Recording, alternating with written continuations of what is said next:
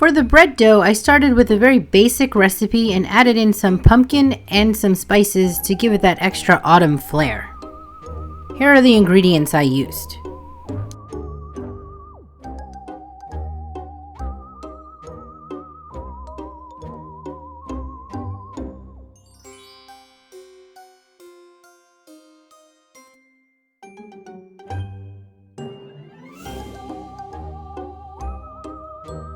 To begin your bread, combine all ingredients except for the spices and salt in a bowl.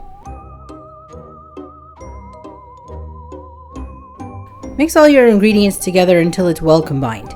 It's probably going to be sticky at this point, but that's okay. After combining your ingredients, cover the bowl with an airtight seal. You can use plastic wrap for this, but I like to use these Pyrex bowls that have an airtight lid. Set aside your dough to rest for an hour in a warm place. After the first rest, add your spices, sprinkle with a bit of bread flour, and knead until well combined. Spray a clean bowl with some cooking spray and flour liberally. Leave any extra flour at the bottom of the bowl and then transfer your dough and seal to rest for another hour.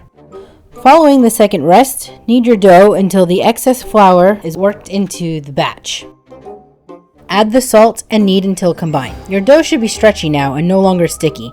If it is still a bit sticky, add a little bit more flour and knead until combined. Transfer into a proving basket if you have one. I'm using this old plastic takeout container that I've cut slits in to provide airflow. I then put this container directly in my glass bowl and covered it again for another half an hour.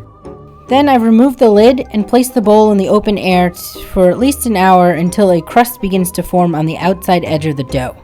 Once the crust is formed, take a bit of parchment paper, place it on top of the dough, flip dough over into the Dutch oven, and remove plastic container.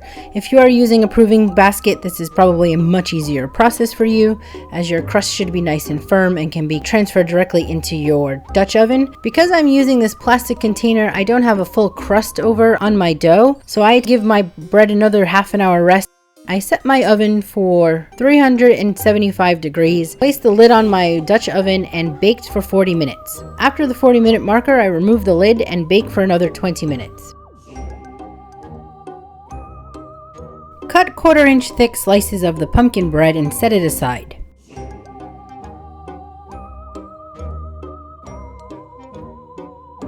In a bowl, whisk together 1 egg, 1/4 cup of milk, and a few dashes of cinnamon.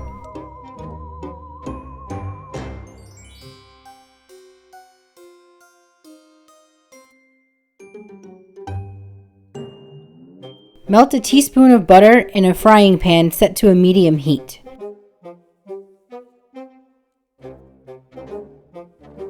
Dunk the bread in the egg mixture, being sure to coat both sides. Cook until each side is golden brown.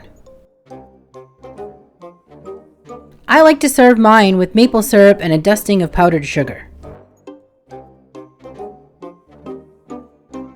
Carefully slice your squash into 1 inch thick slices.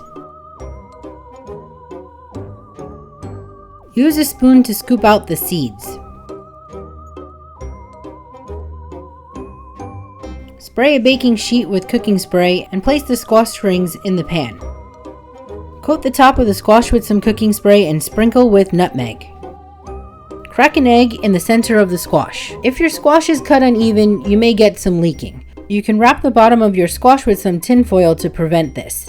You could also use some pie crust or puff pastry, but I could do without the extra calories. Bake in a preheated oven at 350 for 25 to 30 minutes. For the sauce, whisk together 1 Laughing Cow wedge, 2 tablespoons of Greek yogurt, a 1/4 teaspoon of salt, and 2 tablespoons of water until smooth. Finally, chop fresh sage and rosemary and add it to the mixture. The sauce should be thin enough to drizzle. If not, add small amounts of water until you achieve the workable consistency. Top your squash bake with the sauce and garnish. Serve with some pumpkin bread toast. That is all I have for you today. I hope you enjoyed this quick little video. Please like, share, and subscribe if you have not done so already, and I hope to see you soon.